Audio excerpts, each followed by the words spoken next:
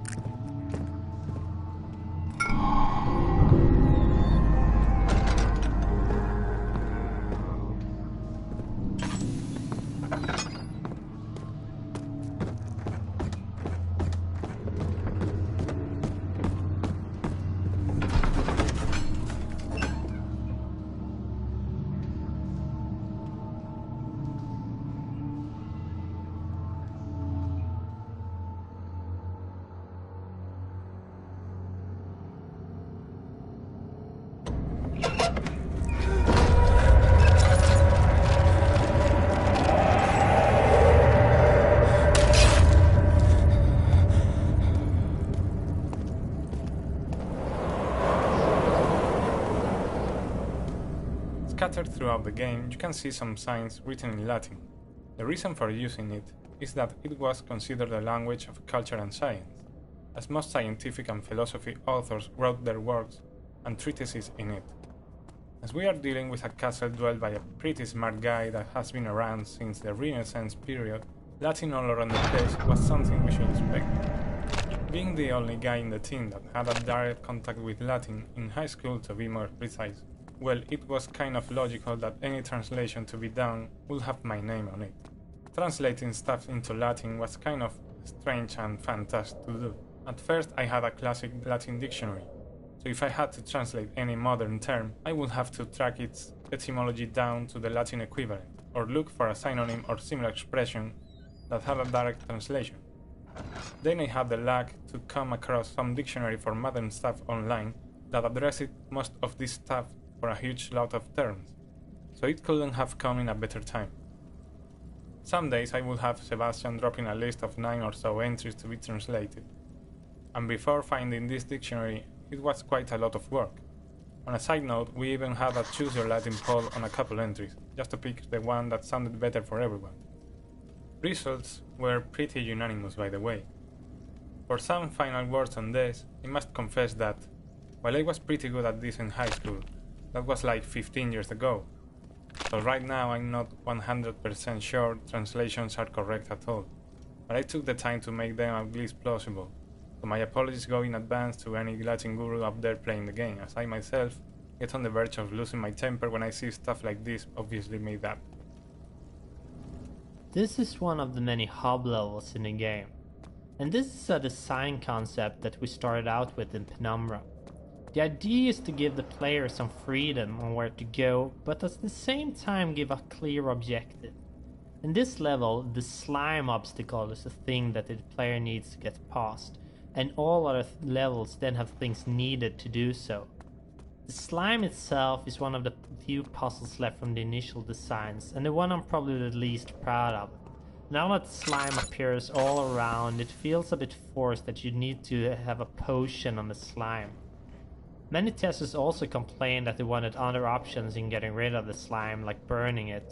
However, creating a potion is the central theme for this hub, so we had to let it be.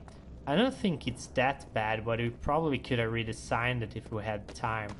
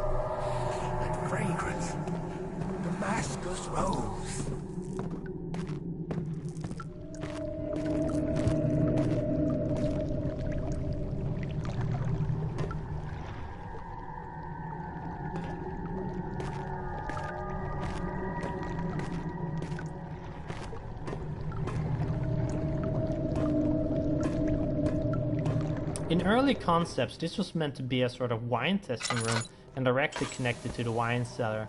The reason for the whole wine testing thingy was that we planned on having more laboratories in later levels, so a lab here as well felt kind of strange. Then things changed and only one lab was left in the design, so we changed the name to laboratory instead. The whole wine testing facility that could make dangerous acid always felt kind of strange anyways.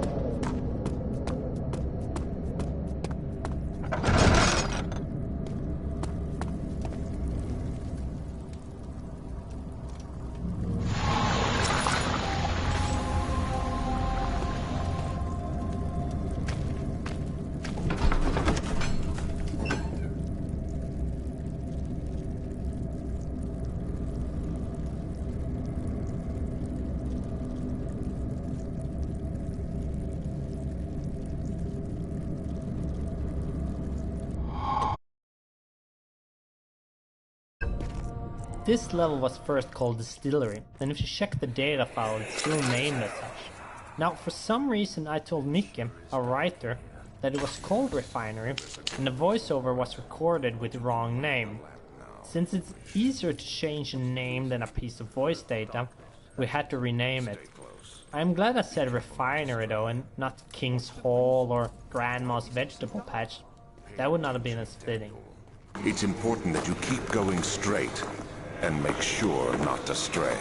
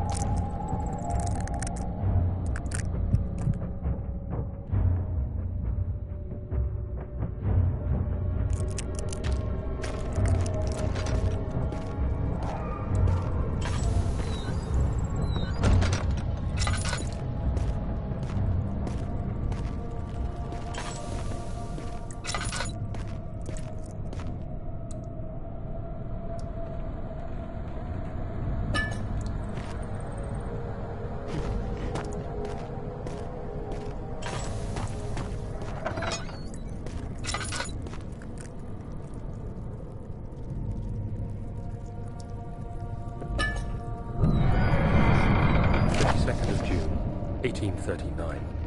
It's been more than a month since my last entry.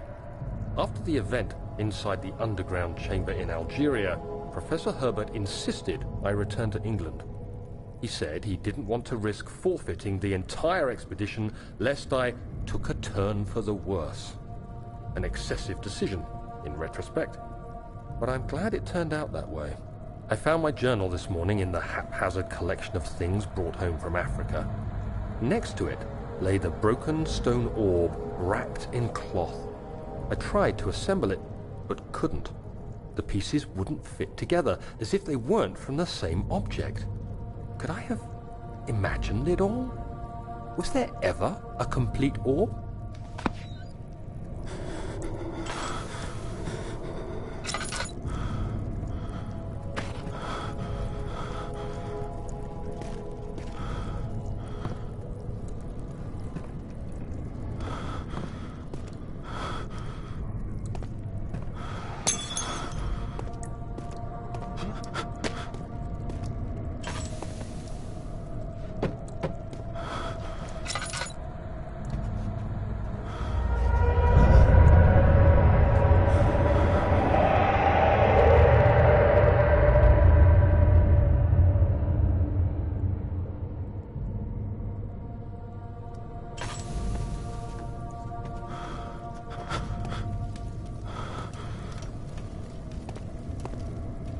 The end puzzle with the crank and pulley contraption was a tricky puzzle, not to create or on a technical level, but purely on a noticeable level.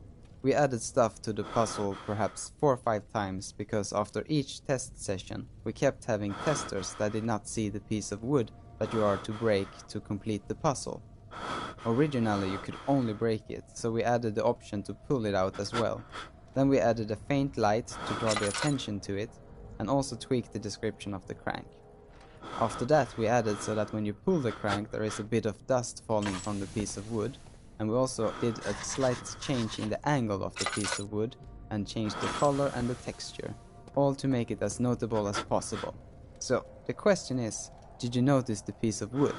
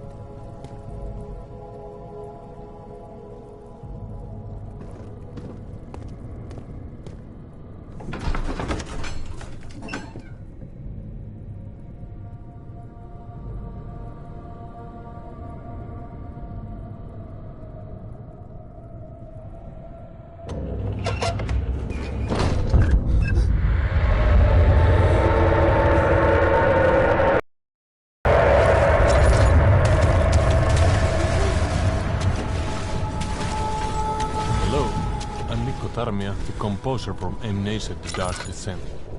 You may have heard my music before if you played the Penumbra game series, and I did a couple of tracks for Penumbra Tech Demo too. So this is my 5th project with Frictional Games, and I'm happy to be a part of the team. The Guardian monster has its own musical theme, which you can hear in many situations in the game, even if the Guardian is not physically present. Actually, it's more like a noise sound than a certain melody, and I played it with my bassoon. The theme has many forms, and this one is almost a direct sound coming from the instrument.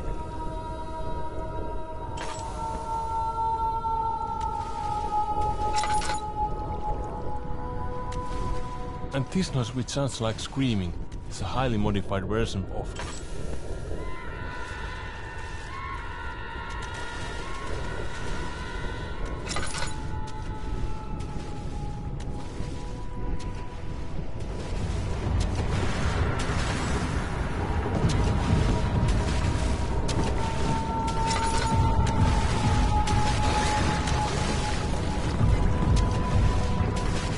First, a creature in the water, affectionately called Lurky here at Frictional Games, did not have a sense of sound. Later on we wanted to add it though, so the player could lure it away by throwing stuff in the water. When I added this, something unexpected happened. Lurky started following me. When you jump on the crates, it hears the sound you make when you land and it goes there to investigate. This was very fun emergent behavior, and I think it made him even more menacing. I also want to add that Lurker was kind of inspired by my favorite movie as a child, Tremors. I guess this early obsession might also explain some creatures in our older games.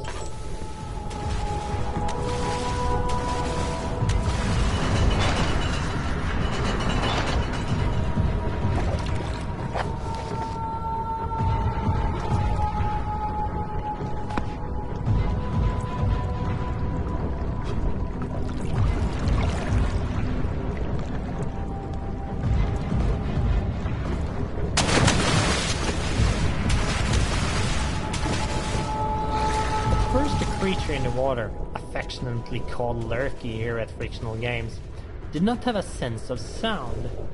Later on we wanted to add it though, so the player could lure it away by throwing stuff in the water. When I added this, something unexpected happened. Lurky started following me. When you jump on the crates, it hears the sound you make when you land and it goes there to investigate. This was very fun emergent behavior, and I think it made him even more menacing. I also want to add that Lurker was kind of inspired by my favorite movie as a child, Tremors. I guess this early obsession might also explain some creatures in our older games.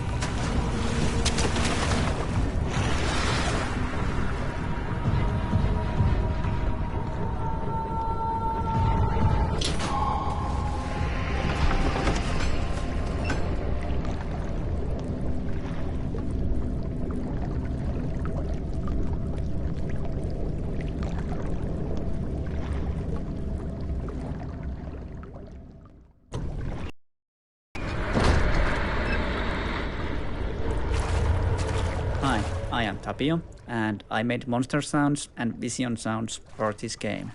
Yeah, I just love this monster. I think it was pretty fun to make because there was underwater sounds as well as sounds from the above. I think I wanted it to sound like a very big monster, but still very fast. And I thought that voice itself needed to be high-pitched screaming because water is splashing around and messing other sounds. Actually, a great example is the attack sound where there is big water splash as it jumps from the water. At the same time, you can hear a short scream sound which is made from the cat sounds. I think it works great.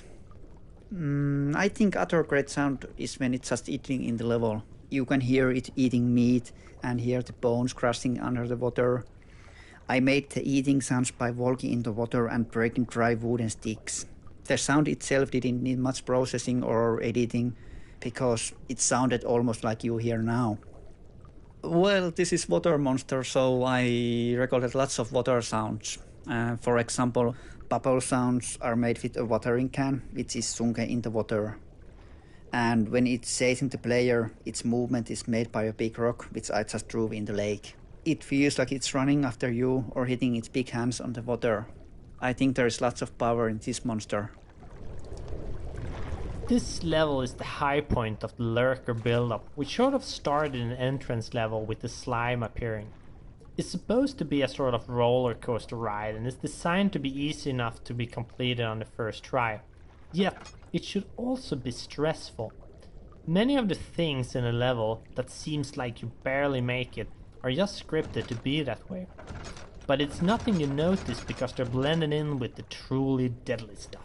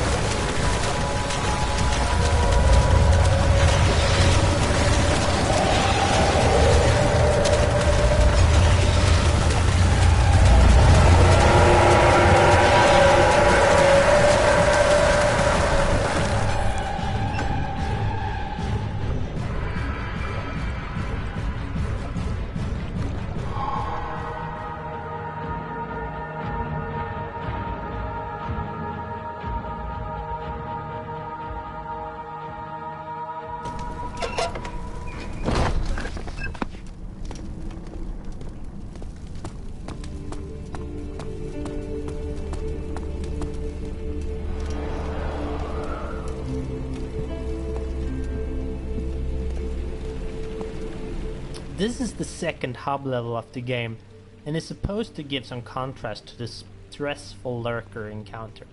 We think building up contrast like this is extremely important for the horror mood. Only by seeing a bright level can you appreciate the dark one, and so on. If you do not do this, the player will get used to the stuff and the effect will lessen greatly.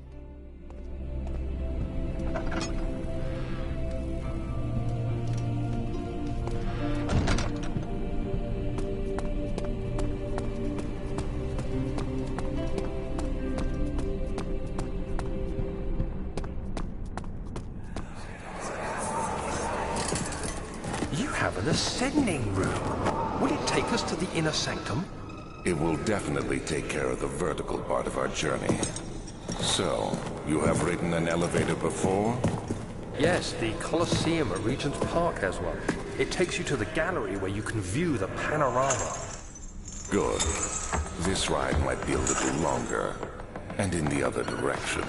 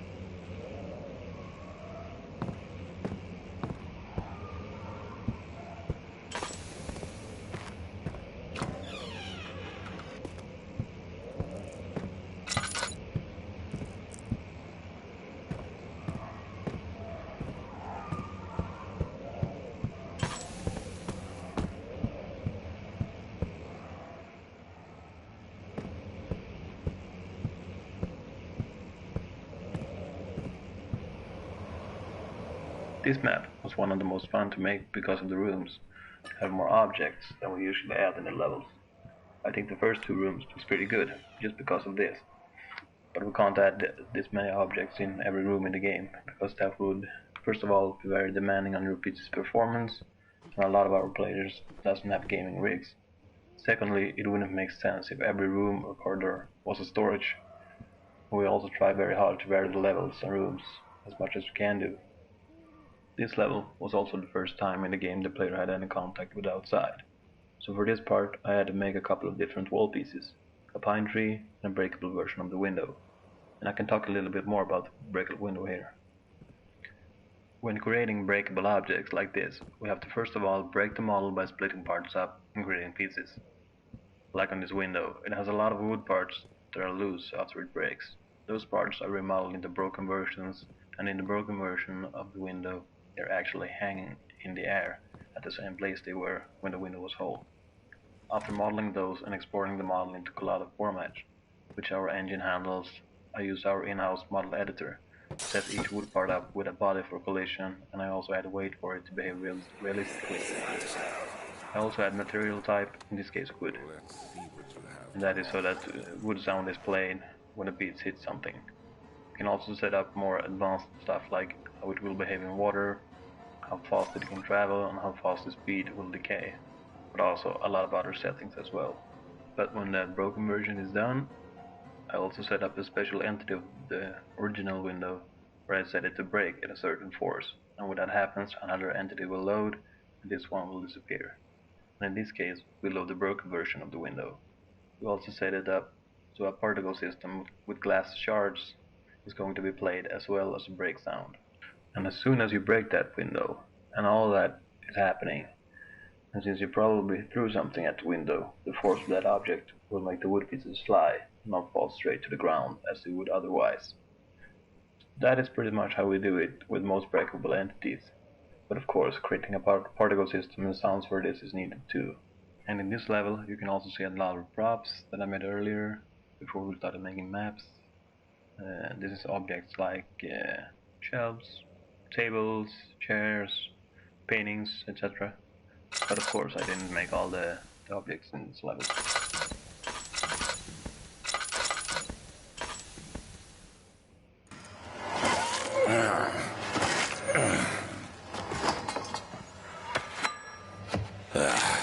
What a mess. I should have sharpened the saw, but I can sense it. It's definitely there.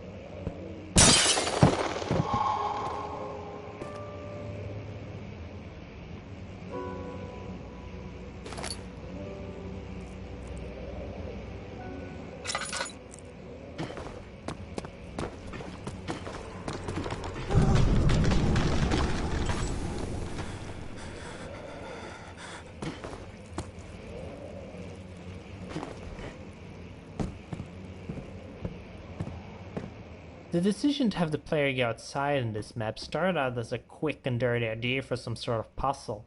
However, it turned out very nicely, and to see the trees really gives a feeling of being in a castle and not just on some set. The first idea was not even to have the player break the window and just have it open directly instead.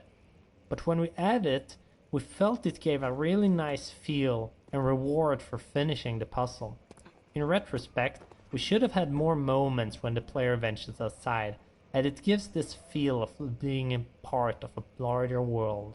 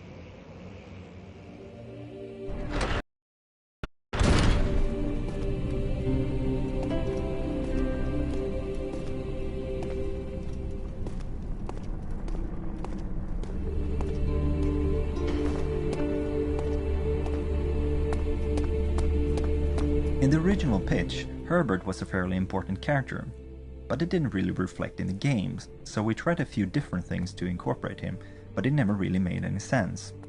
Herbert was important to Daniel's background, but in the end he didn't have any impact on the story happening right now, that is, the conflict between Daniel and Alexander. So most of his things was cut during the last stage of production.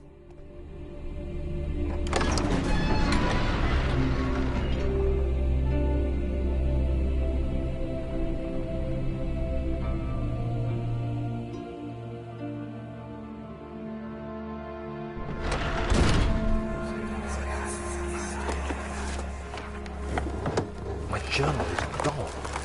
What would they want with my journal?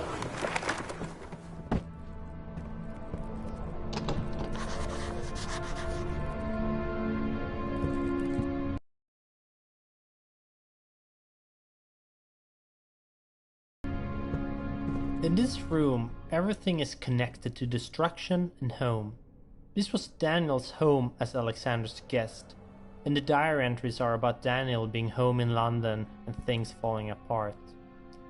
These sort of connections are not something that we want the player to get, but rather it should end up in the subconscious and work toward building the mood. Also worth noting is this focus, as explained in the commentary of Wine Cellar, where we want the player's attention on a certain aspect. We hope this makes the story clearer. The idea is to slowly build it up, one part at a time, giving the player time to digest and think about it. Daniel is a pretty complicated character to write for, as we didn't want the player to feel that they were losing control by having feelings imposed on them. After the amnesia kicks in, everything which is Daniel is essentially gone. The player is the new Daniel, and he should be able to act the way he pleases, and even reject his own background as he discovers it. That is why everything concerning Daniel is flashbacks. Even the diary entries are read as what is being told is happening right now. That is, it is the old Daniel telling the story, and not the player reading it.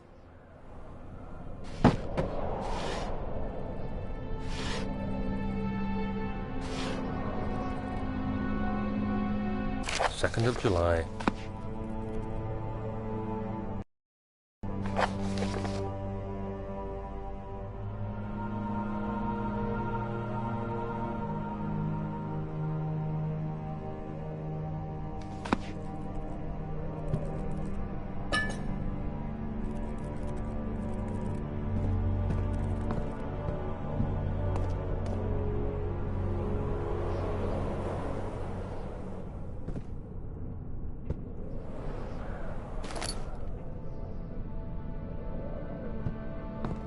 When we create props, we usually have concept pictures or reference images to look at when modeling the object, just to make sure it stays within the art style that we are going for. When creating a chair, a table, or a bookcase, just to name a few, we usually have to plan the measurements before we get them into the game, because having something in the game that isn't the right size can break the immersion. But sometimes you have to cheat that and test it out, because the camera perspective can really trick you. I have the perfect example of the camera tricking you sometimes. Take out the lantern in-game and look at the wall or an object in the same height as the lantern and try guessing how big the lantern will be next to that object. Then walk up as close as you can to that object and compare. If you got a good example out of this, you see that the hand and lantern is in fact very small, but it feels right when it's close to the camera. But we don't want to go on gut feeling on the measurements of every object. That could really get out of hand quickly, and a lot of things could feel out of place. So it's basically a matter of changing the scale if it feels weird. When modeling the prop, we try to make it as close as the reference images as we can, or if you got a sketch, that is.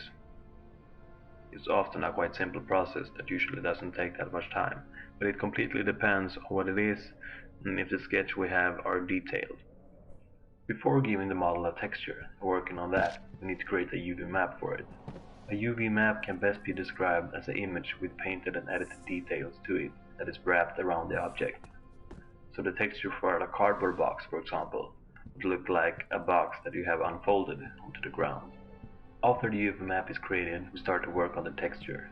And here, we usually start with adding untouched materials like wood or metal, and these are from free photos found on the internet. We also paint in dirt in corners, highlights on the edges to enhance them. We can also bake and add an ambient occlusion map to the texture, which is basically a process where the computer calculates where the texture should be dark and where it should be light. We often generate a normal map based on certain details in the texture. A normal map uses light to add bumps or dents without using more polygons on the object. For specular maps, we use the red channel for the intensity level of the map and the green channel to determine the power of it. After all the textures are done, we export them to collada format and import them to our editors.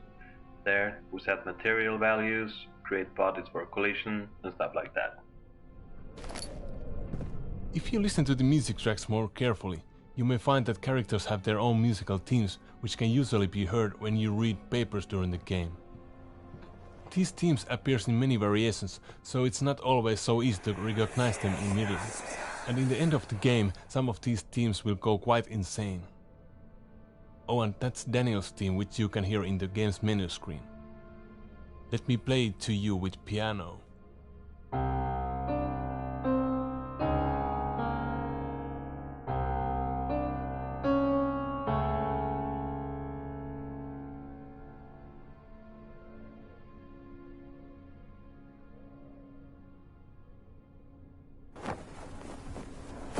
Daniel? What? Still having nightmares, I see. Yes, I can't shake them. They come every night. We'll put a stop to them. You'll see.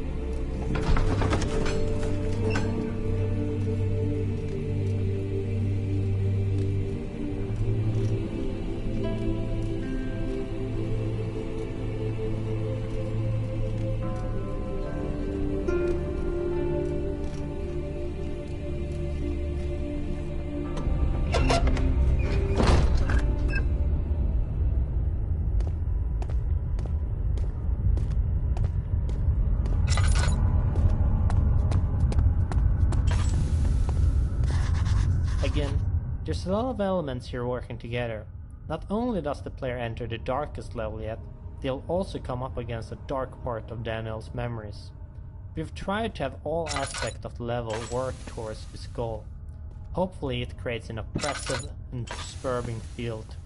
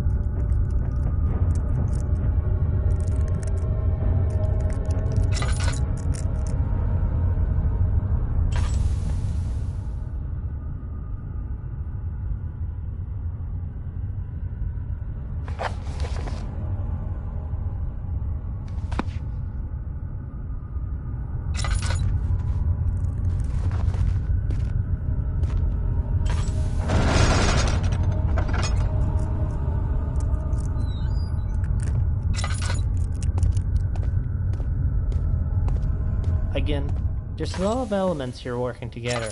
Not only does the player enter the darkest level yet, they'll also come up against a dark part of Daniel's memories. We've tried to have all aspects of the level work towards this goal. Hopefully it creates an oppressive and disturbing feel to it.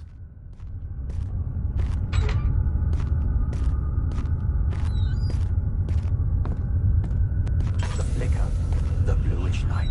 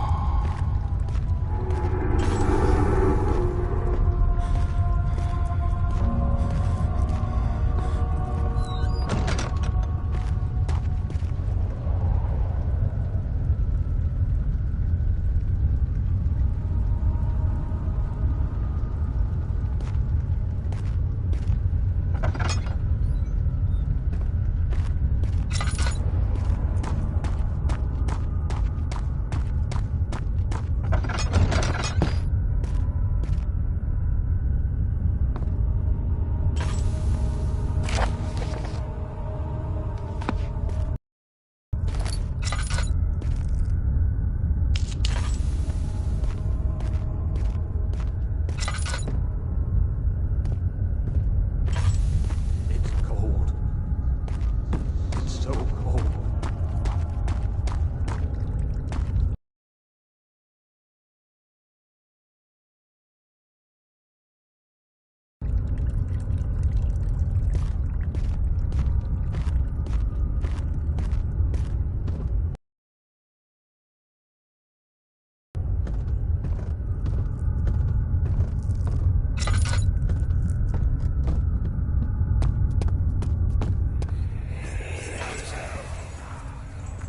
Please, let me go. I won't tell anyone, I swear. I just want to go home.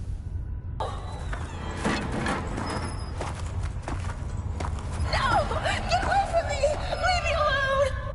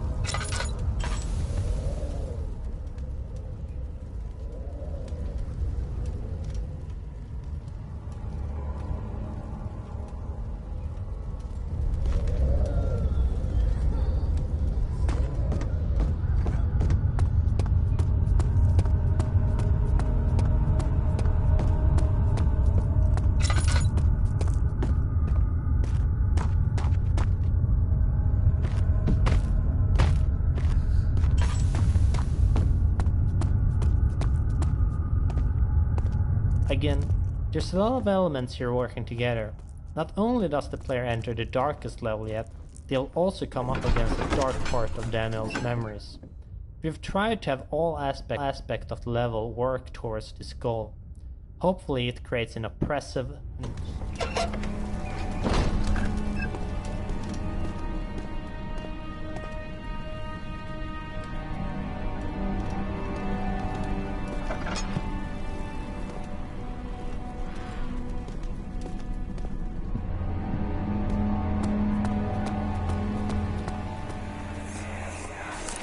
Don't forget your bag, Daniel.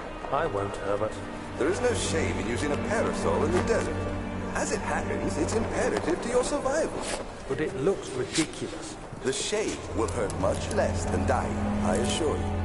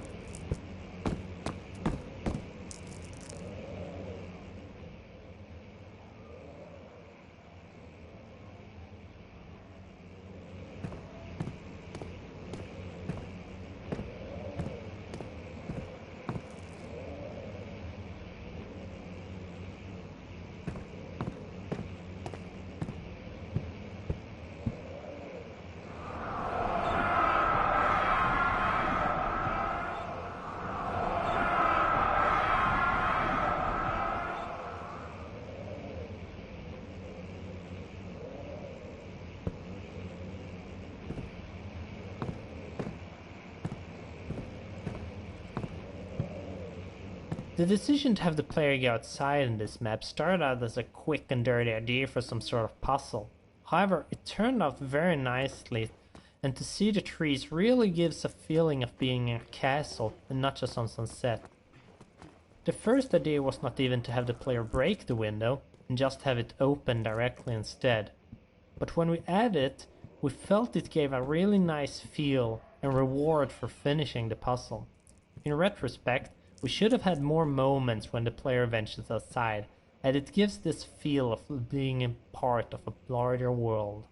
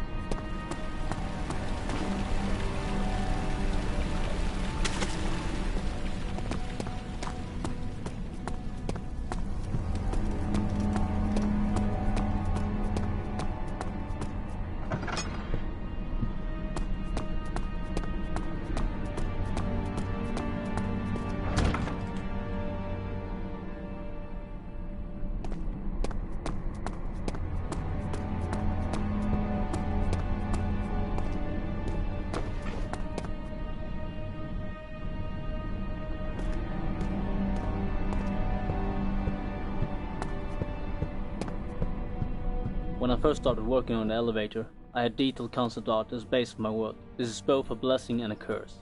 Concept art saves a lot of time for us artists, as we just have to copy what we see in the picture, but it also takes away some fun parts of our work, as we don't have to design anything ourselves. In this case, the concept art was very detailed and there wasn't much to change. However, I noticed that the roof part on the concept was dark and dull, so that's where I could add details of my own. I added the patterns to fill out the empty space. I wanted them to fit with the eastern feel of the elevator and took inspiration from Arabic windows. In the end, it's not a very big addition, but it adds to the overall impression of the elevator as something exotic, but doesn't really fit in with the blue-grey stones of Brandenburg.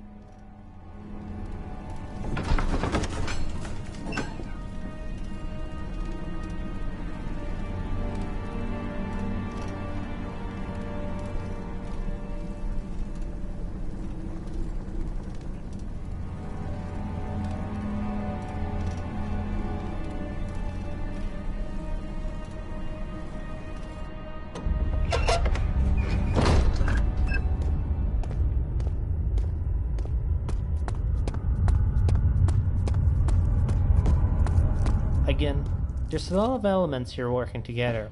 Not only does the player enter the darkest level yet, they'll also come up against a dark part of Daniel's memories. We've tried to have all aspects of the level work towards this goal. Hopefully it creates an oppressive and disturbing feel to it.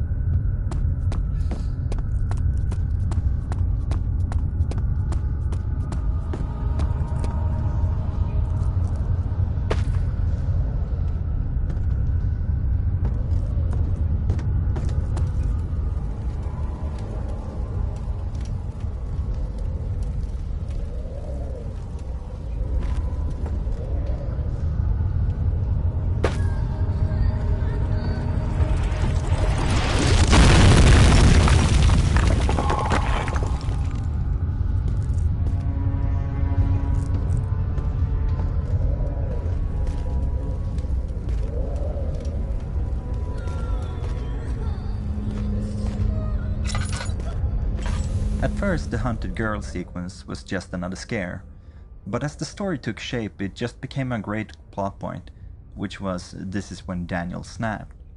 He does all these weird and evil things, but he tells himself the ends justify the means. But when he finally kills the girl, he just can't make up excuses anymore, so he goes mad, and as a final attempt of saving himself, he drinks the amnesia potion. Of course, the player won't realize this as he encounters this first sequence, but it becomes clear when he finds the last diary pages explaining the situation, making it all come full circle.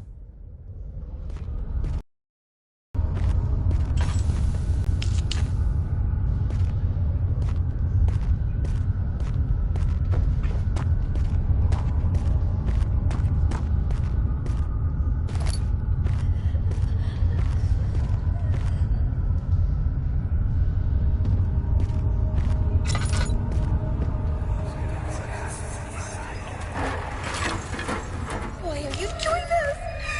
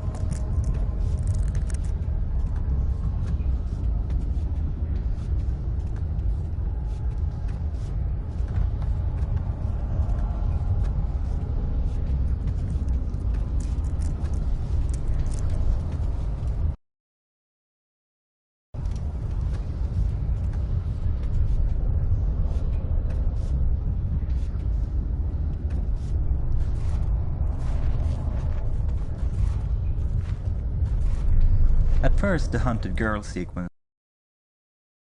was just another scare, but as the story took shape, it just became a great plot point, which was this is when Daniel snapped. He does all these weird and evil things, but he tells himself the ends justify the means.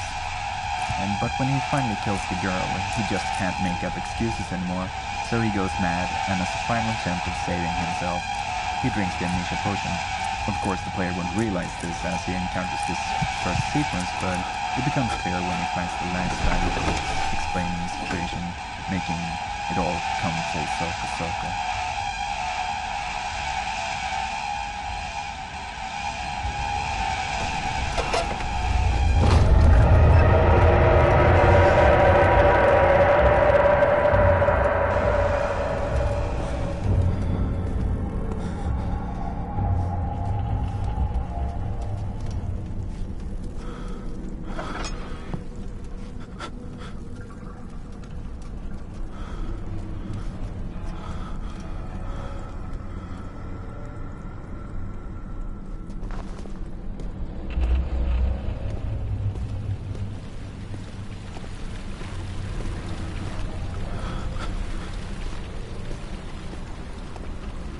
This is the second hub level of the game, and is supposed to give some contrast to the stressful lurker encounter. We think building up contrast like this is extremely important for the horror mood. Only by seeing a bright level can you appreciate the dark one, and so on. If you do not do this, player will get used to the stuff and the effect will lessen greatly.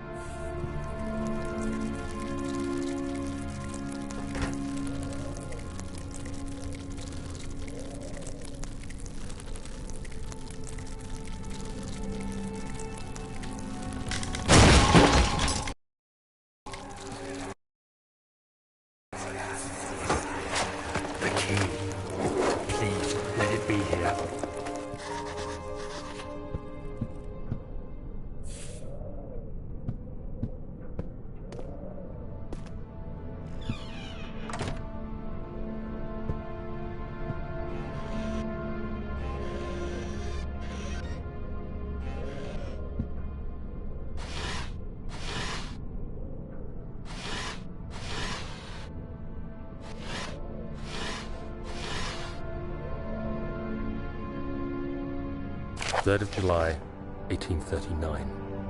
Today I picked up Herbert's things at the customs house. I dug through the trove of documents he had carried and found a log detailing the expedition. The nature of this text ranged from quick notes to colourful accounts of transpired events. I skimmed the pages, trying to figure out what might have happened.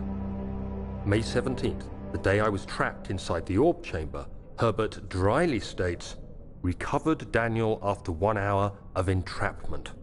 This confused me greatly. I was suffocating within minutes. How could I have lasted an hour? I continued reading the peculiar text. Herbert states his facts without judgment or passion, but suddenly I could read frustration into his text. He pushed his men to investigate the underground tomb, an effort which seems to have strained the minds of his men. Madness spread through the ranks, and Herbert had to take some extreme measures to continue. He finally visits the chamber himself, where he retrieves the orb to the surface. His account confuses me greatly. If he has the orb, what are those pieces in my drawing room?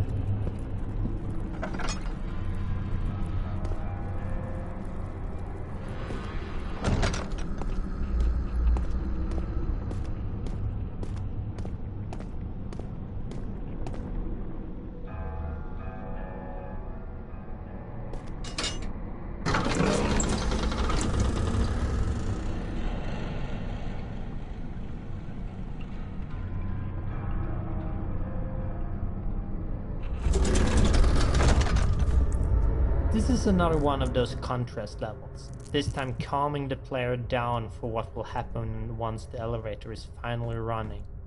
The map is still dark though, giving a bit of foreboding for what is about to happen.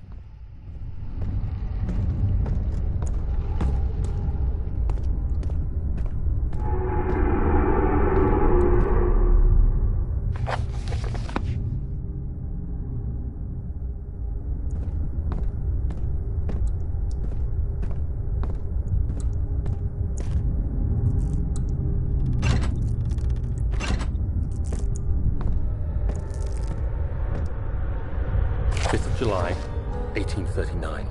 Today I went to the university looking for answers. I was able to sneak into Herbert's office and pick up an address book along with some relevant textbooks. Professor Taylor at the Faculty of History was very helpful, and I managed to approach the subject of the orbs. The most interesting aspect was the prevalent trace they had left in our culture. The mythic orbs may in fact have inspired the globus cruciger, which so many royal regalia holds to this day. In ancient times, the orbs were held by priests as a symbol of the sun and its power. As I was leaving, I overheard a disturbing conversation. Sir William Smith, the geologist, was killed last night. Less than a fortnight had passed since I'd asked for his expertise.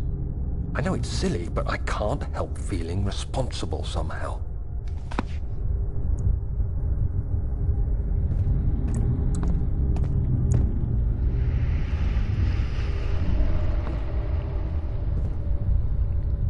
This is another one of those contrast levels, this time calming the player down for what will happen once the elevator is finally running.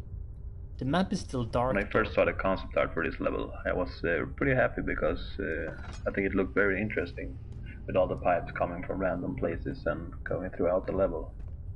But I was also a little bit worried because it looked so time-consuming to create all the pieces and placing them in the level.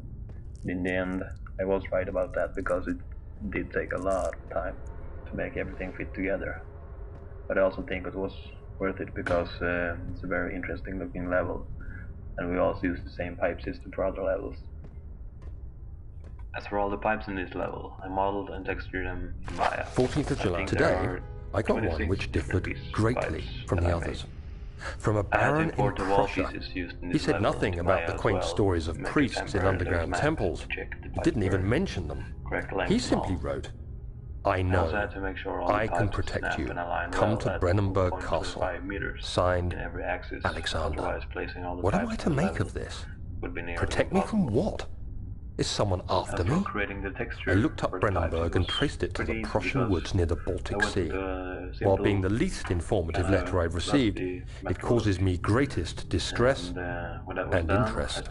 As I write, my thoughts are drawn to my nightmares in which a most disturbing sound calls to me. A sound defying description. A voice from the void. The last few weeks have been awful, with so many sleepless nights dreading a repeat of those horrid dreams. Tomorrow, I shall visit my physician, Dr. Tate, in hope that he can provide me with sedatives to help me sleep.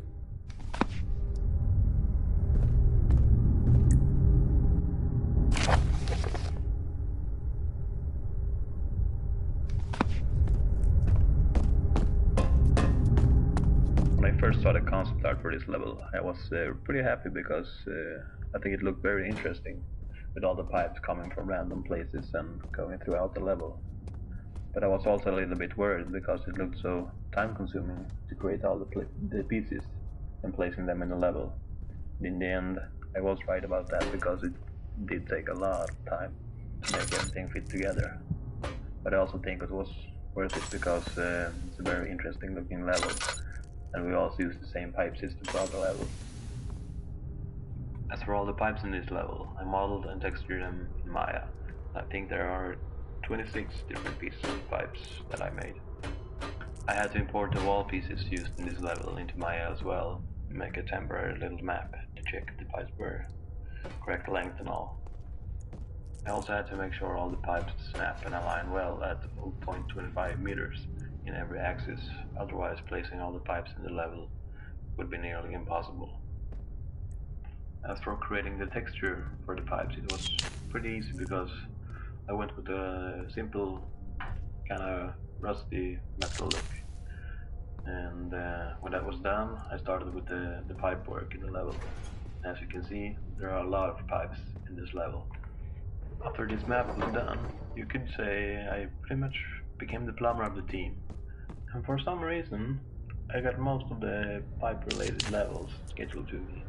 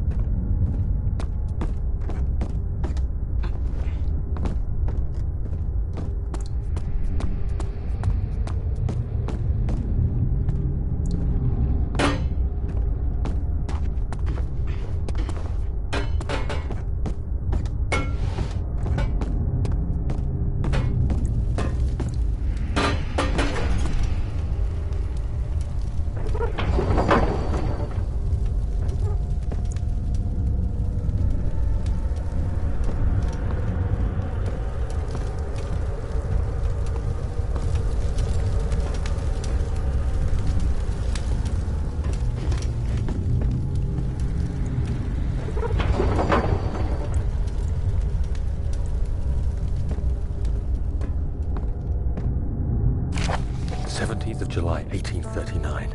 How has this escaped me? They're all dead. Limbs scattered, heads split down the middle, their skin flayed as if boiled. I feel like I'm falling into myself. What's happening? Sir William Smith, Professor Taylor, now Dr. Tate. Is it following me? How can it not be? It's the damn thing I brought from Africa. Something is after me. I have no choice but to trust the Baron. He better know what he claims. If he is wrong, I suspect he'll regret it as well.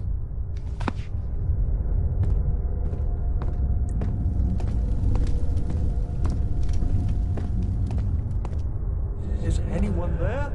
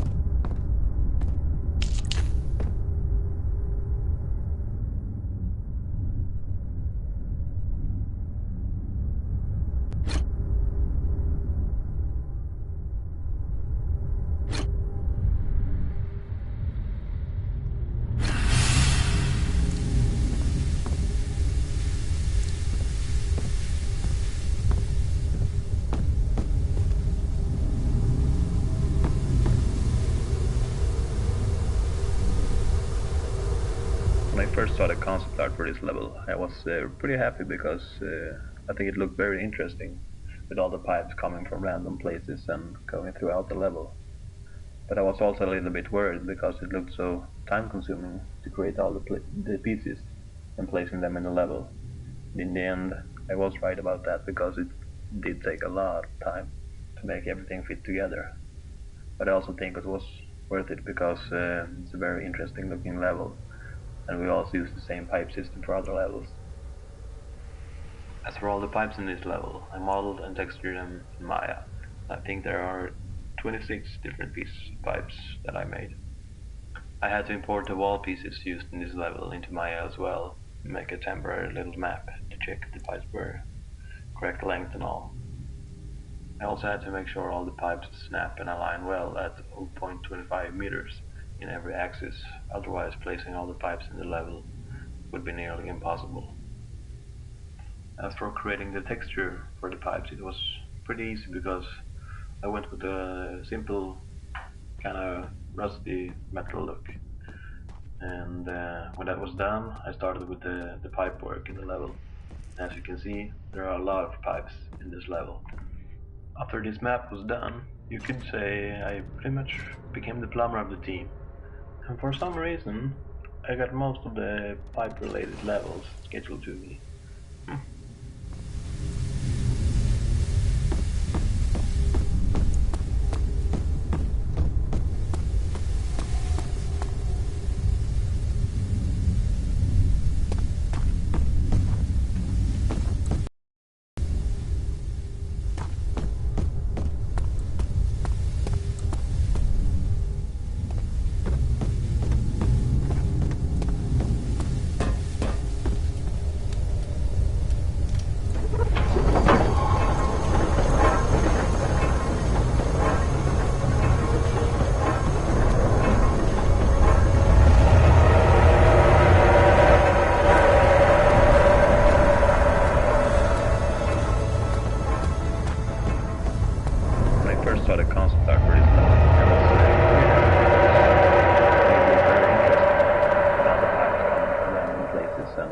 Throughout the level.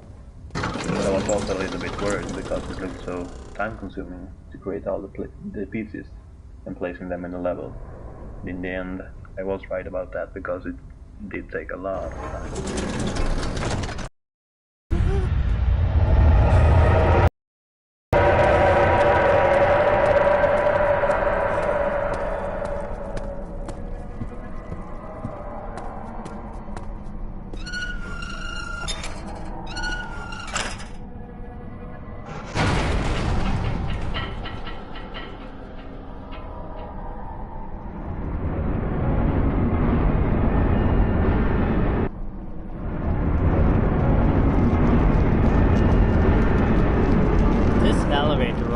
Actually constructed like one at a Swedish theme park. It's not the elevator that moves, but the wall. I assume movies use the same trick a lot.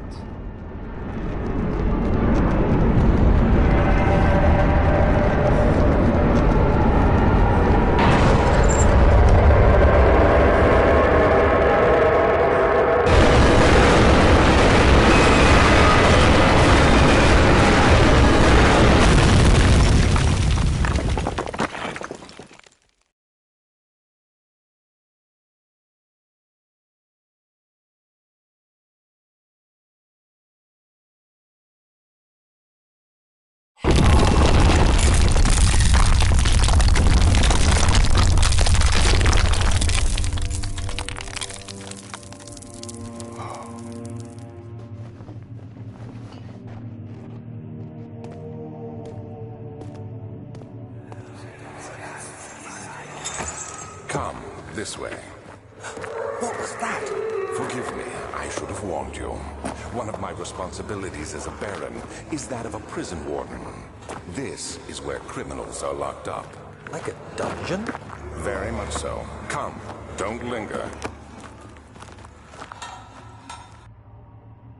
The second chapter introduces the dungeon-based set. It was designed to look older and more worn than the castle-based set. It's supposed to show the original pieces of the castle that hasn't been rebuilt over time like the newer areas. The original pieces for the set were a bit blocky due to the tiling, but as special pieces were added, we could start to build more varied levels. In the final game, we're using the dungeon-based set for prisons, shrines, and sewers.